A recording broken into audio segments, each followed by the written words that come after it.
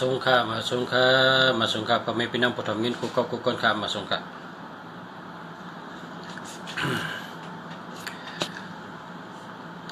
มาสงค่าก็นานตูนานตันเนาะเพราะว่าการนำนะเขาก็เร็วใกล้ๆเหตุการณ์หลายเมียวก็นานตันใกล้กับพี่น้องในเมืองใต้เขาพี่น้องอันอยู่ในเมืองใต้เขาคำพองเป็นเมืองจ้างคำพองเจ้าสังขายาหันเขาเจ้าในเมืองใต้เขาน่ะเขาทำแมนพองเขาเจ้าตึกโลลุงฉะลุงฉะออกมาดัดมันกุวันเนี่ยเนาะ เพราะว่าในเมืองใต้เขานั้นแมนพองเป็นตึกเล่กันชื่อพงอันเหมอชื่อไม้จากลาดอันเหมอตึกแมนพองมันปอเหมอคนเขาก็ตึกตื่นมีพงกันนะมีพงกันกูก็กูคนแหละจะเป็นแต่ก็เขาเหมือนจอมเหมือนจังอันเขาเป็นเหมือนจังจุดเดียวกันเป็นเจ้าสั่งจุดเดียวกันฉะนั้นเขาก็ขึ้นโทรมาสืบสายมาว่ามาสงคาลุงสระออกมาปันลาดปันเฮากูวันนี่เฮาดีใจนะเนี่ยว่าพอได้ยินลุงสระลาดให้เฮาดีใจนะมันเจ้ามันจ้างเขาก็ใครฮู้เพราะว่าตาบนเจ้าอันนังจ้องเจ้านั้นได้สังตาเจ้าฉากเขาอันป้าใหญ่เจ้านั้นได้สังเนี่ยเจ้าอันเป็นตะเป้เจ้านั้นแค่ชื่อหลู่อันแคมเนี่ยว่าเพราะแค่ชื่อหลู่อันแคมก็เฮาด้วยหมายพงอันลอดเพมันเนาะหมายพงอันลอดเพมันก็เพราะเป็นคนจ้องใน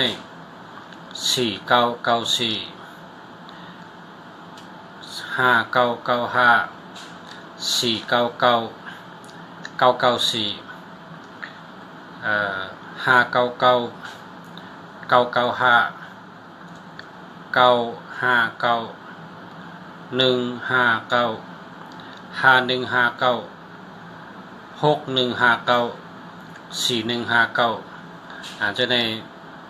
จอยาหันสังขาเขาเจ้าเป็นก้นหนุ่มก็เลยเป็นก้นเทาก็เลย มันดีตะกาเขาได้หลู่เงินน้ำเจ้าเขาก็ได้เลยเฮ็ดย่องแคมได้เลยเฮ็ด การศาสนาเจ้าเขาเฮืองเปิงเสือกว่าหลู่คำก็เลยเงินน้ำก็ฮอตะลาก็เลยก็มีบารมีอำนาจค่ะนะอันนี้เป็นหมายพงตาเจ้าสังขาเขาเจ้าอัมบาป้าเล็กป้าใหญ่อัมบามันเจ้ามันจ้างเนาะเพราะเป็นสี่นี่ก็เฮงมี4 5 5 4เนาะเพราะว่าเฮงตามกันนำนี่ก็1459นะ1459 4159 5149 1549 1459ก็เป็นเท่านั้นดีนะตายาหันสังขาเขาเจ้า ฮอตาลาก็แคมตากาเขาก็หยุ่มย้ำนะเพราะเป็นโดฮาเนี่ยก็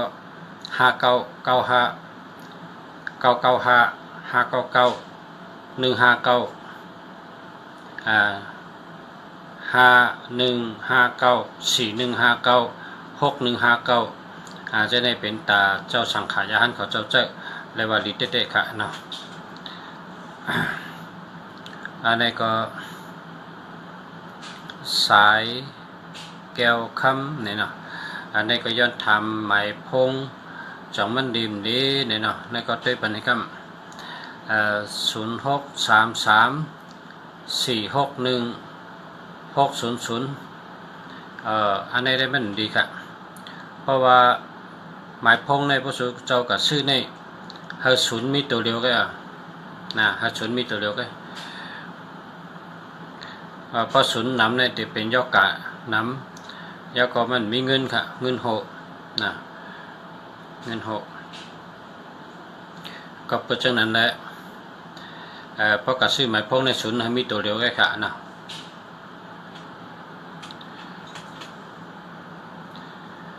มาสูงค่าเอาค่ายินจมยค่ะนะนั้นนี่ก็0949159226จองดีค่าพอนดีมีจังหือพ่อง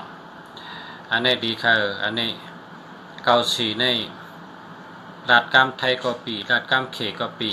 รัดกามอังกฤษก็ปีนะรัดกามเปิดในปีกุมเมียว9449เนี่ย915เนี่ยมีปัญญาค่ะมีปัญญามีปรามีมีอำนาจนะ915 159นี่ก็เหมือนกันแค่ปรามีอำนาจจึงเสียงดีนะการใน22ในตั้งหักเลยเปิ้นหันเฮาเปิ้นดีฮักค่ะ26ในหมอรัดหมอจ๋ารัดฉันก็ดีรัดฉันก็เป็นเงินเป็นคำจังได๋ค่ะอันใน26ก็ดีอันในปังว่าดีค่ะดีเต๊ะๆค่ะอันในยิงอ่อนยิงหอมไล่ค่ะนะ0823862060อันนี้มีศูนย์ตั้งปลายน่ะอันนี้แต่มันดีเราได้หาชื่อเมื่อเราได้กะหาเมื่อก็อันนี้ได้มันดีครับนะ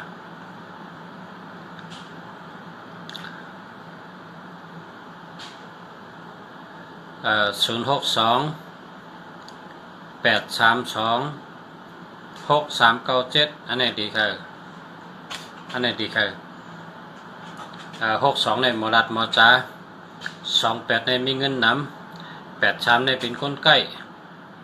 832-326ในเมตตาลีน่ะตั้งหักลีน่ะ326ในเมตตาลีตั้งหักลีอาจุนดีเนาะ326นี่นะ63ในมีเงินค่ะ63เก่าในเฮ็ดชังก็เป้เปิ้นใกล้ปอกถี่ค่ะนี่97ในกล้าขายลีนะอันนี้ลีค่ะลีค่ะยินจมยาวค่ะสองดีค่ะปอสระ062-6865-829อันนี้ได้เจอแล้วค่ะ62ในหมอรัดหมอจ่า6226ในตั้งหักลีใน68ก็เป็นเงินก็6556ก็เป็นเงิน58ในรักแหลม82ในมีเงินนำ29ในเย็บคู่ก็แคมห้อยมือก็แคมอันนี้ก็ดีค่ะนะเรียกจมเยาคาปชระสัตทุค่ะขอบคุณน้ำนะขอบคุณน้ำยินจมเหมือนกันค่ะ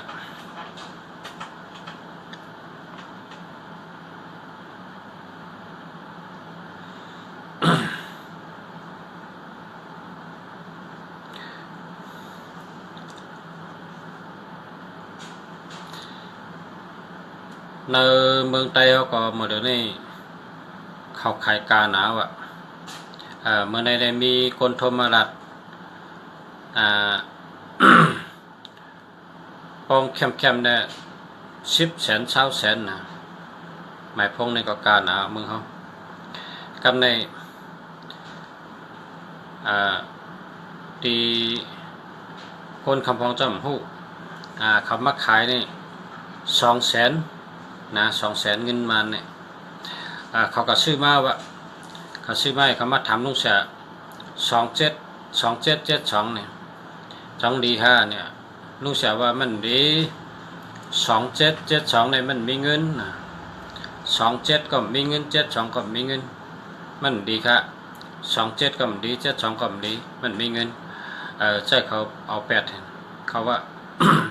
เอาโลเขาคำห้อมไรตัวลุงเสียเนี่ยว่าเขาตึกขันก็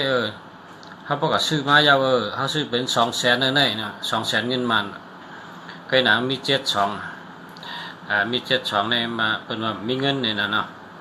เขาก็เสียหลายเสียหลายก็การมันมีเงินค่ะ7227ในเต็มมีเงินเตะเป็นใจค่ะ 27ก็มีเงิน72ก็มีเงิน2772เนี่ยอย่าไปชื่อนะ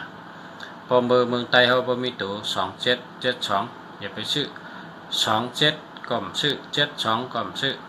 37ก็ชื่อ73ก็ชื่อนะ2772อันนี้มันมีเงิน3773ยากาผ่ารถผ่า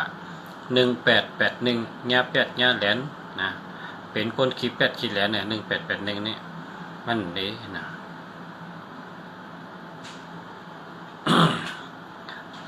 098 689 5180อันนี้มันมีศูนย์นะพอมีศูนย์เนี่ยมันดีครับทั้งปลายมีศูนย์ค่ะมาสูงค่ะมาสูงค่ะยินจมยอกค่ะตีลาดปันเตหิบลายเบอร์อันเหม่อค่ะนะแลกเบอร์เหม่อ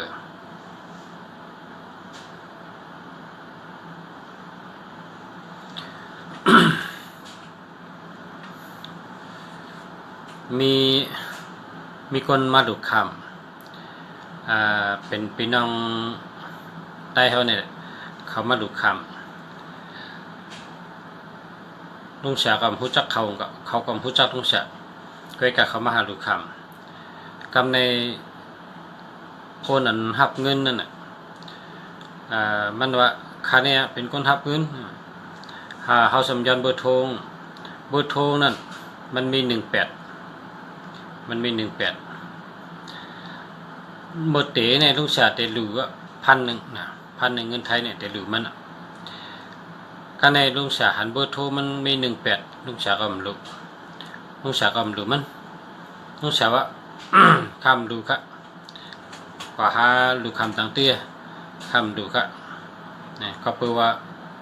พอมี18เนี่ยนะ1881ในยา8ยาแหลนพอเฮาดูกับมันก็แหลนเฮามันก็กินทั้งกล้วยเหมันก็เอาเติมน้ำมันกามันเหเอาก็ซื้อกินข้าวซอยนี่ซื้อใจก็ซื้อโคตรใจโคตรตื้อมันเคก็ได้ก็เติมน้ำมันกามันให้ก็ได้นะ18เนี่ยคนมี18เนี่ยเป็นคนจังแหลนก็เพราะฉะนั้นในลูกสาวก็ดูมันก็มือก็ขึ้นครับนะเพราะว่าเขาเลยก็สอนมาเขาพูดมาว่าพอเผยมี18เนี่ยเป็นคนอย่าไปยุ่งมันจังแหลนพอมาดูขำเขาก็พอมี18เนี่ยเขาก็ดูเมื่อเต๋เนี่ยเขาได้ดู1,000น่าใจเขาบนว่าเขาได้ดูว่า1,000เขาก็อันดูว่า1,000เผื่อเขามาย้อนตัวเบอร์มันมี18เท่ากับดูมันพอมี18เนี่ยมันจังแดนมันแดนเท่านะแดนเท่าแหลนเท่าก็แหลนเปิ้นก็แหลนนั่นน่ะ18เนี่ยเป็นคนจัง8จังแดนน่ะเหมือนไอจอกจัง8นั่นน่ะบ่มี18น่ะไอจอกจัง8กินเปิ้นก็ติ๊กๆ089 635 7843อันนี้เรียกครับนั่นจะแล้ว061 758 3651อันนี้รีค่ะอันนี้เดียวค่ะก็ชื่อมาเหมยเยอะนี่สาวใต้เมืองใหญ่เนี่ยชื่อมาเหมยเนาะ061 758 3651อันนี้36ก็มีเงินเมตตาดี65ก็มีเงิน51ก็มีเมตตามีปิญญาเนาะดีครับ062 273773 466อันนี้มันดีเอา8คำเดียวละมันดีครับอันนี้มันดี062 7337 466อันนี้มันดีครับมันดีอันนี้เอา8ให้กันนะ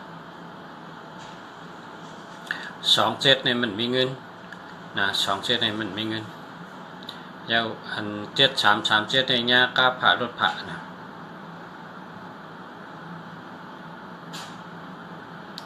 094 501 53532อันนี้ก็มันดี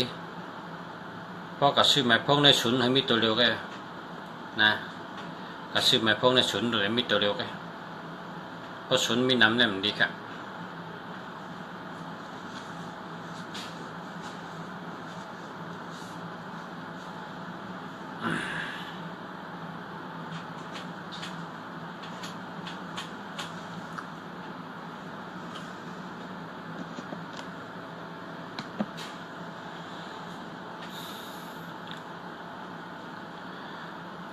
หมายพงนี่เฮาใจเฮงดอทเพ ใจเฮงดอทเพเพราะมันดอทเพนี่มันเป็นมันจังห้องไห้นั่นน่ะมันมีถาดมันในมีน้ำน่ะตัวกระนั้น10ตัวนี่ก็มี10มิลอ่ะมันเหมือนจังหือเนี่ยมันเหมือนจังเฮามีลูกน้อง10ก้อนน่ะในลูกน้อง10ก้อนนี่พอมีลูกน้องเฮาว่าหยาบนัดทอมขี้เหล้าขี้เมาขี้ข้านบ่ไหนเฮาก็เป็นชัดเจนเลยนะเฮากลุ่มก็เลยตุกขาดใจจนมันแก่เพราะว่าในลูกน้องเฮาเนี่ยลูกน้องเฮามี10ก็เป็นคนดีเป็นคนใกล้เป็นคนมีปักเปิงดีเป็นคนมีปัญญาบ่ไหนจังเฮาเป็นผู้เลี้ยงเปิ้นเฮาก็เป็นชัดเจนเฮาเป็นชัดเจนเพราะว่าเฮามีลูกน้องดี10ก็หมายพงเฮา10ตัวในกองมันจังตะเป้เฮานั่นน่ะหมายพงเฮาเนี่ยเฮ็ดการปันเฮามันหาเงินปันเฮานะหาเงินปันเฮาเฮ็ดการปันเฮาก็เพราะฉะนั้นเนี่ยหมายพงในหลุมมีอันดีๆค่ะอำใจค่ะปอสระหมายพงอันนี้เป็นหมายพงใต้เกาะค่ะเอาค่ะหมายพงใต้เกาะนะอันนี้ดีอ่ะนะ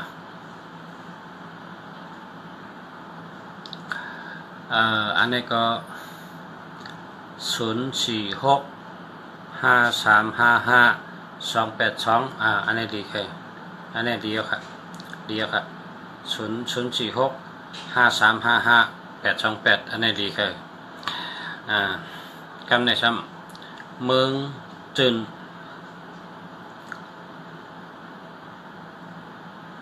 ในเต็มดีมันดีชุนนำน่ะ087700745นะอันนี้มันดีครับอันนี้เต็มดีเราหามาครับเราหามาแลกมาให้กันนะเพราะกระชื่อหมายพวกในศูนย์เอาตัวเร็วก็ค่ะ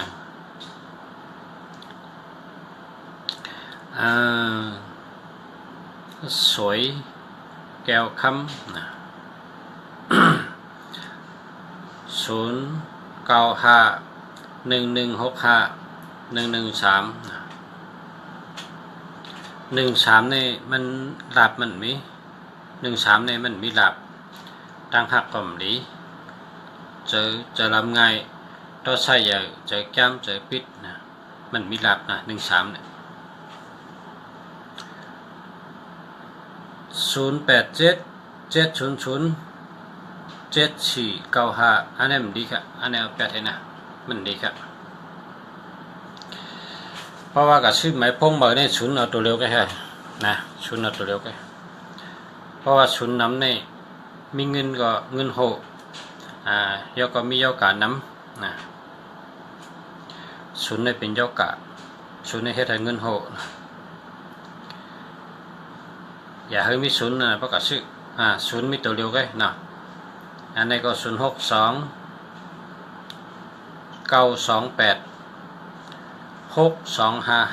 อันนี้ดีค่ะอันนี้ดีครับ อันนี้ดีค่ะ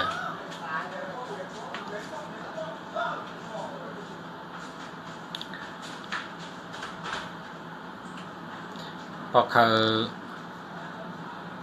คยเป็นชัดเทเนี่ยนะ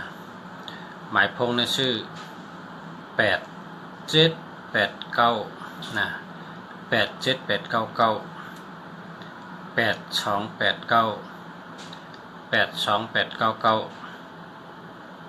82895 87895เจ้าไหน พระสุเจ้าเจ้าเนี่ยเป็นชัดเทวมีตั้งเงามีตั้งปลายมีตั้งกลางไรกุฏิหังจับกันแกะ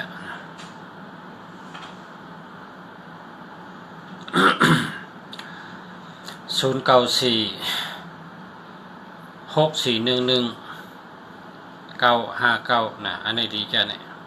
อันนี้ดีแค่อันนี้ได้เดียวอะ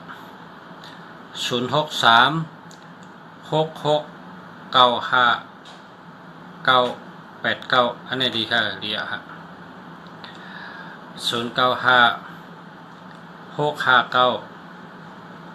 095659659 5586อันนี้ดีเดียว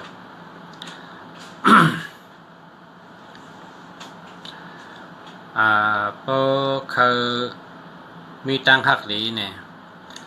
326นะต้องไว้นะ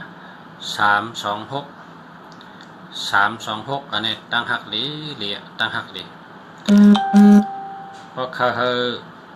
เมตตาดีอาจุนดีนะ6245เนี่ยนะ6245เนี่ยเมตตาดีอาจุนดีนะ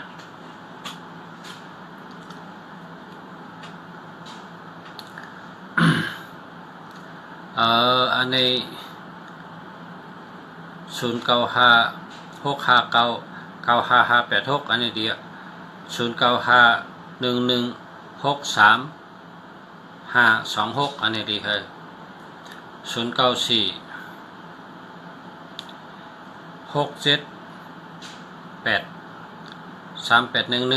นะอันนี้มันดีมันมี676776ในมันดีครับ6776ในมันดีครับนะ0856162278อันนี้มี27นะ27ในมันมีเงินนะ27เนี่ยมีเงิน0991513864นะอันนี้มันมี13นะ13ในมันมีหลับ13ในใจปิดใจแก้มจะรับง่ายต่อใช่ใจมันมีหลับนะ13ใน มันมีหลับนั่นก็หลับห้ามเนาะห้าม0846116117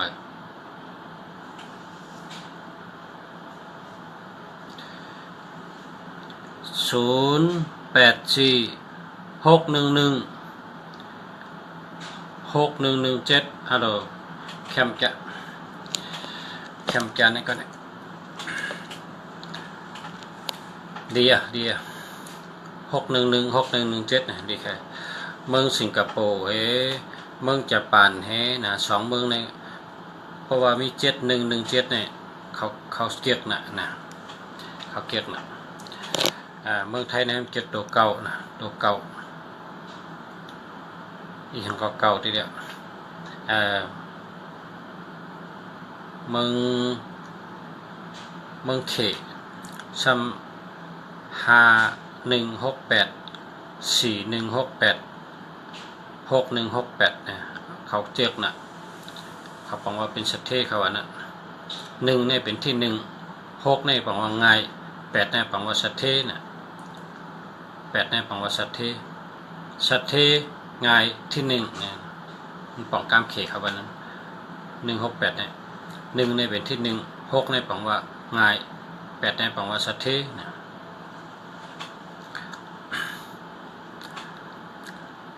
0873022275อันนี้มันดี272772ก็มันดี3773ก็มันดี02ก็มันดีอันนี้มันดีครับ09785869650อันนี้มันมี0ก็ชื่อใหม่ครับเพราะก็ชื่อใหม่พวกใน0ให้มีตัวเดียวกันนะ0907406204นะอันนี้ก็มันดีครับอันนี้หาใหม่ครับหาซื้อใหม่0978586965อันนี้ก็มันดีมันมี0ฮะมันดีเพราะก็ชื่อหมายพวกใน0เอาตัวเดียวกันนะ0885536450อันนี้ก็มันดีนะเพราะก็ชื่อหมายพวกใน0เอาตัวเดียวกันนะ0เอาตัวเดียวกัน0885536450อันนี้ก็8เลยมันดีครับ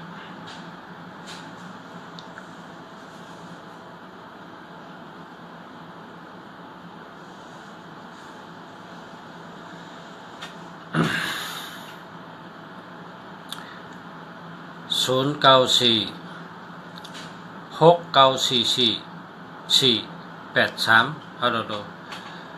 ย้อนหักสาวเบอร์2ย้อนหักสาวเบอร์2อันนี้หมายพงดีอยู่ครับ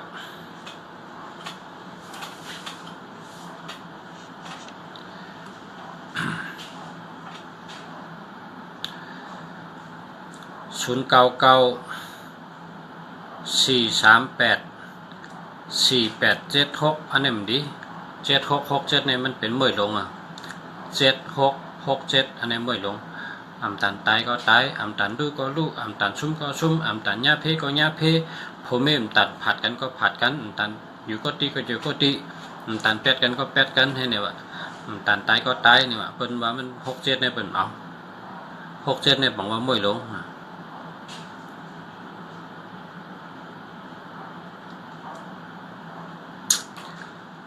0978604568อันนี้มันดีมันมีศูนย์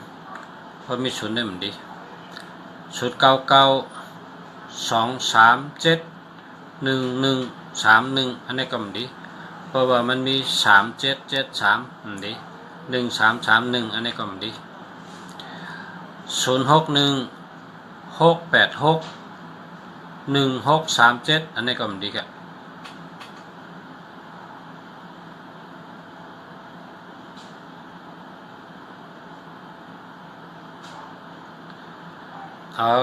เจอมา5 ปีแล้วครับ5 ปีมันก็มันไปมันแคมค่ะ เจอมาหลายปีก็พออย่าไปเสียหลายเพราะมันดีนะแต่ป้องดีก็เจอกันละนะป้องดีก็เจอติ๊กๆนะป้องดีก็เจอติ๊กๆป้องดีก็แคมอ่ะนะโจมอ่ะ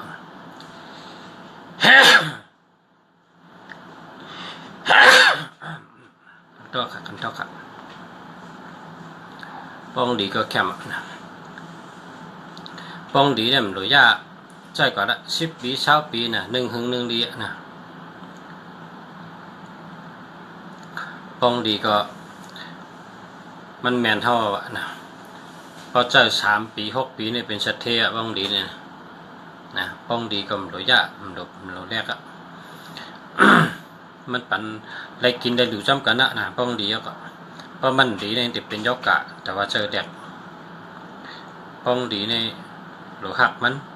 เพราะมันดีเขาก็หลู8 กำเดียวนะ0869648440อันนี้มันมีศูนย์หนึ่งมันดี40เนี่ยมันดี40เนี่ยมันดีค่ะอันนี้ได้เราซื้อมานะ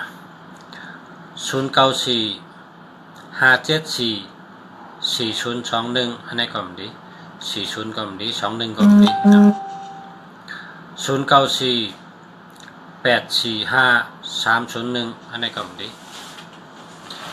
30ก็มันดี31ก็มันดี0629472497อันนี้มันมี72พอมี72เนี่ยมันมีเงินนะไล่มากองเซ็งไล่มากองเซ็งนะพอไล่เงินมาก็ขึ้นเซ็งก็ตันหึงเซ็งขึ้นเรื่อยมันตันถึงเซ็งขึ้นเนี่ย27เนี่ยเซ็งเงินมันเงินเขาเซ็งเรื่อย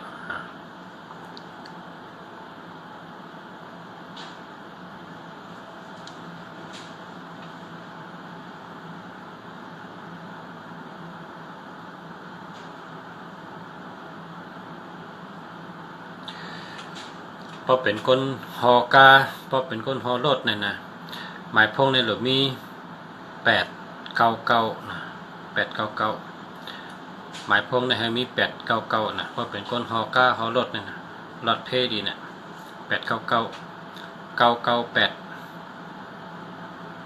989นี่ก็ได้นะ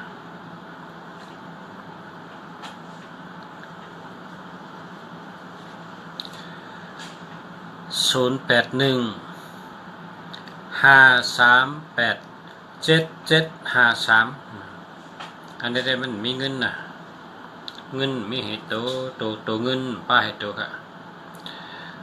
09109247 อันนี้มันดี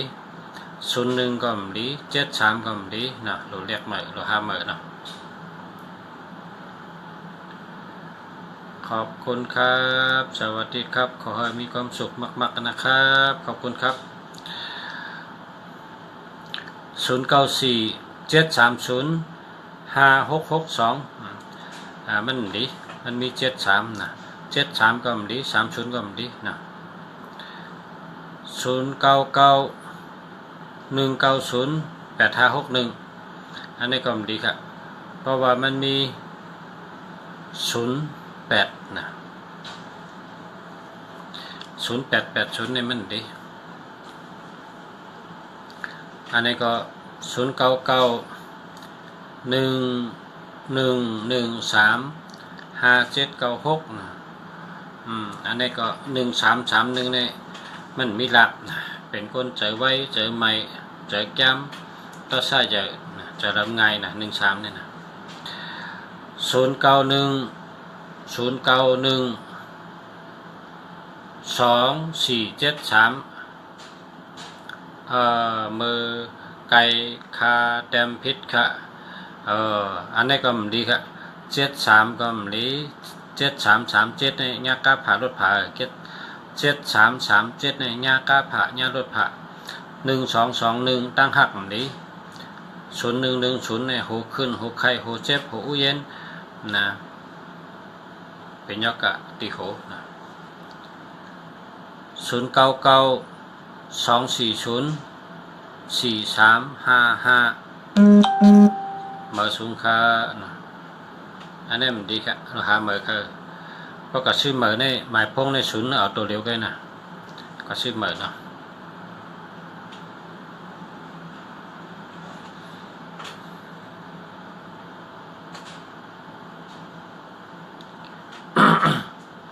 0947391650อันนี้มันดี7337นะจังยากาผ่ารถผ่า50ตั้งปลายเนี่ยพอขึงมาเนี่ยขี้หลงขี้ลืมนะป้องติดฉุนเนี่ยมันดีเพราะกับชื่อหมายพงในฉุนเอาตัวเดียวกันนะเอาฉุนตัวเดียวกันเอาติดฉุนในจังย่อการนำหนักจะเป็นเงินโหเพราะอะไรมาเงินเนี่ยเซ็งกว่าหายกว่าเซ็งกว่าใช่ไหม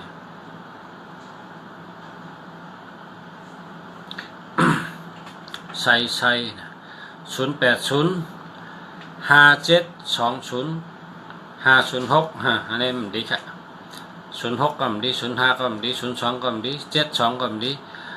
088005อันนี้มันดีค่ะนะหาเหมือนนะหาชื่นเหมือนชื่นเข้มๆเจ๊นะพอใครก็ติดลุงสาก็มีขายนะลุงสาในขายกูวันเบอร์หมายพงลุงสาในโทรมาถามเลย0987893568นะโทรมาถามลุงสาเลยนะ0987893568นะ0987893568นะโทรมาถามเลยนะ มาในพบกันได้ก่อนนะก็กูคนก็เฮนอนรับพันดีเฮอยู่ดีกินหวานเฮเหตุการณ์ทั้งก็เฮขึ้นเยอะมาสูงเฮมีเงินมีคำนำเฮมีงานดีปีงานดีเฮรักแหลมเฮมีตังหูเฮมีสติปัญญาเฮหาตังหูเสตุกูวันเฮนั่งสมาธิกูวันพอนั่งสมาธิในเหตุสังก็อ่องปีงานก็ดีใจก็นิ่มนะเฮมีเงินมีคำนำเฮมีปรมีเฮมีอำนาจเฮ็ดสังก็เฮเปเปิ้นเฮเป็นพ่อเลี้ยงเปิ้นเฮเป็นแม่เลี้ยงเปิ้นเฮเป็นหัวหน้าเปิ้นเฮเป็นผู้นำเปิ้นเฮเป็นผู้อ่อนโหเปิ้นนะกูคนเฮมีกูสูมีอำนาจมีปรมีโตตอนขึ้นมากวนค่ะเฮมีปัญญาโตตอนขึ้นมากวนนะมาสงขาพี่น้องพุทธธรรมผู้ปันแห้งกูคนขามาสงขา